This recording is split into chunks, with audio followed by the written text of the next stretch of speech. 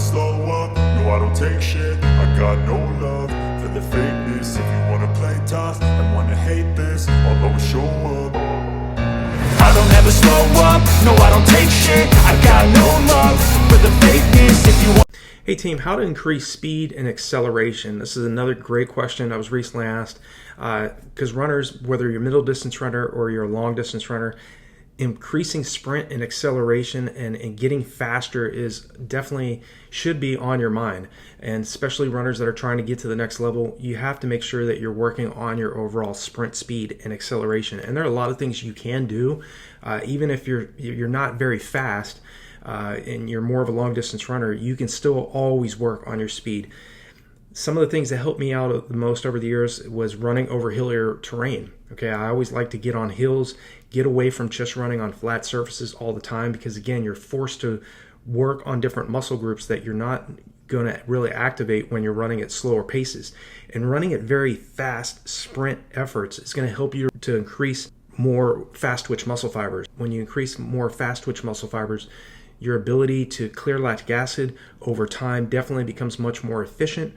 Your race pace when you're running, say if you're training for a half marathon or maybe a 5K or 10K, if you're running at sprint paces and running at paces that you know you're not going to hold for even maybe 800 meters, spending those small amounts of time running at those extremely fast efforts will definitely help you to recruit more fast twitch muscle fibers. It's going to help you improve your body's lactate tolerance, your ability to clear lactic acid faster than it's building up, because these adaptations don't occur by running aerobically. Okay, burning fat is what happens.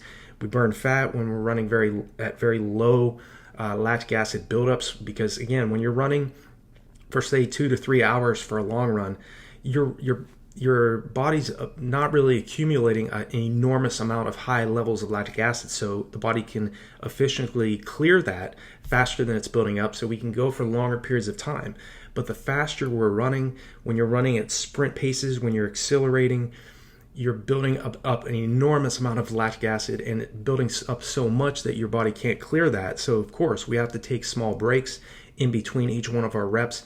But doing like repeat 100s, repeat 300s on the track, repeat thousands, doing even those longer intervals on the track, repeat 1600s, repeat 600s, those types of workouts are very key in building stamina, building strength for your races. But in terms of how to increase speed and acceleration, you have to make sure that you're not only doing running over hillier terrain, do a strength training workout once per week. You don't need to be in the gym lifting super heavy weights, or even being in the gym more than once per week.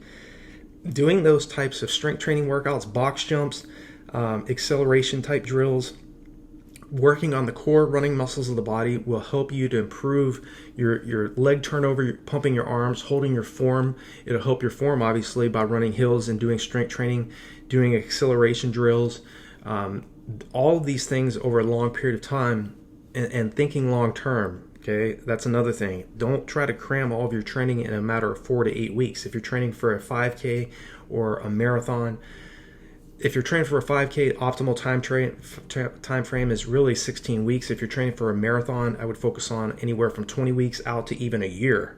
Okay, because again, this is a process that takes time, and to prove your ability to sprint and to accelerate, that definitely takes a longer approach. It takes a long-term approach, because you're going to be in races where athletes are going to throw in surges, and you're going to have to be able to react to those surges. Okay, so it's not, if you're not training anaerobically enough, okay, the world's top runners run around 40% per Dr. Joe Vigil, one of the world's top distance running coaches, a world-renowned exercise physiologist. He says the world's top middle to long distance runners run around 40% of their weekly volume at or below anaerobic threshold effort.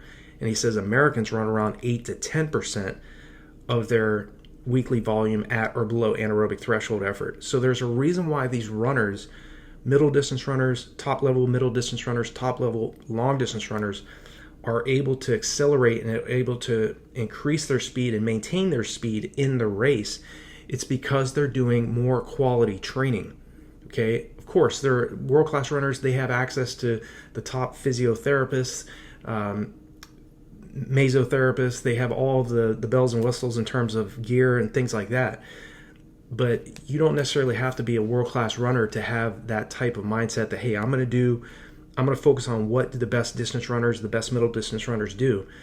If you don't have access to all of those things, focus on what you do the other hours after your track session is complete and after your road workout's complete.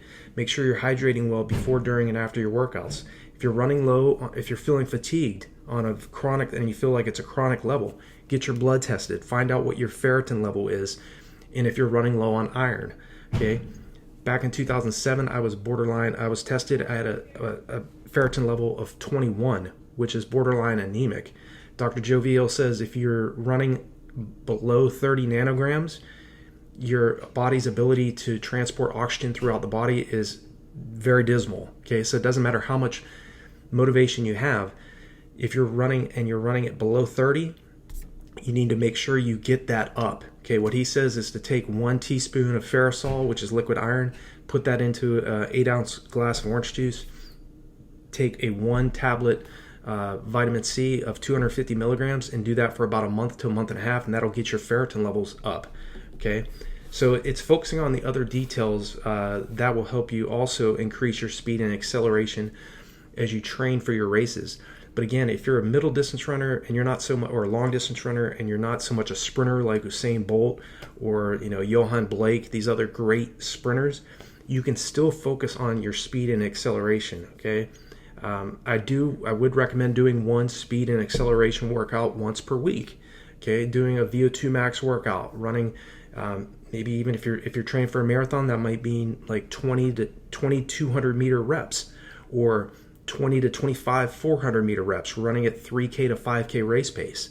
Okay, these are extremely intense workouts, and then giving yourself more rest in the very beginning. The faster the workout, more rest. Okay, the faster the interval, more rest. If the slower the interval, less rest. Okay, if you're doing repeats 1600 meters on the track, the rest cycle between each one of those reps should be 3 minutes. Okay, work to a point where you can do, like I said, other options are getting a sled drill, doing weighted sled drills. When I was at the U.S. Army World Class Athlete Program, our strength and conditioning coach had us doing sprints, 50-meter sprints, all out with a 45-pound plate on the back of the sled. Okay, you can get those sleds on Amazon relatively cheap.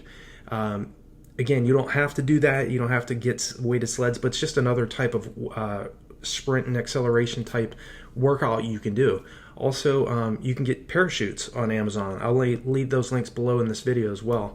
That can help you as well, because again, that wind resistance is going to force you to pump your arms more, lift your knees. Again, it's going to help you to improve your form as well. That's definitely a huge advantage of doing sprint and acceleration drills, where again, you're just working different muscle groups, just like you're sprinting up a hill, 150 meter, 100 meter hill, 200 meter hill. The great sprinters, the great middle distance sprinters of the world, Sebastian Coe back in the 80s and 90s, was doing like those types of sprint and acceleration drills. You can find a lot of his videos on YouTube of him training. And he ended up he's the former world record holder for the 800 at 141.73. These types of runners, even the best long distance runners, the best marathoners, they're always focusing on sprint and acceleration. So in order to improve that, focus on doing 1 VO2 max workout per week. And again, focus on your strength training, focus on running it over hillier terrain, getting beyond just running on flat surfaces all the time. You're at a huge advantage if you're in an environment or you're in a location where there's a lot of hills. Because again, if you have no choice but to train on hills, think of how much easier your race pace is going to feel when you're running on flat surfaces.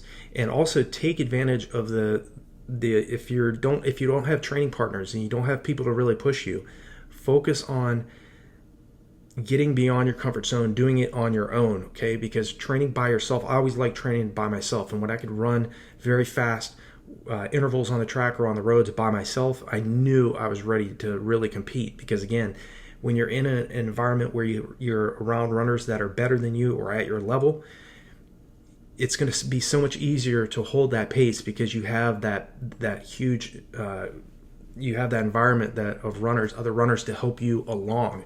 That's going to help your pace as well, because you've spent so much time training by yourself. Now you have some other runners to help you. But continue to focus on your speed and acceleration once per week. It will help you to not only get that goal race pace of yours to feel much easier, because you're running at paces that you cannot hold for a 10-mile distance or a 5K distance. If you're running repeat hundreds or repeat 200s, it's just about all-out maximal effort. Think of how much easier a marathon pace is going to feel, because you've done this over a long period of time, 16, 20 to 24 weeks, or even out to a year build up. Okay, hope this video makes sense, and I hope some of these strategies and tactics and mindset help to get you to the next level in your training. And feel free to leave me a comment below. Let me know what your thoughts are on this topic. I definitely appreciate it. Like and share these videos. For all of you that are my new subscribers, thank you for joining the channel. If you're a regular viewer and you've been a subscriber for a long time, I definitely appreciate your support as well. And I wish you guys and gals all the very best in your training, and I'll talk to you all in the next video.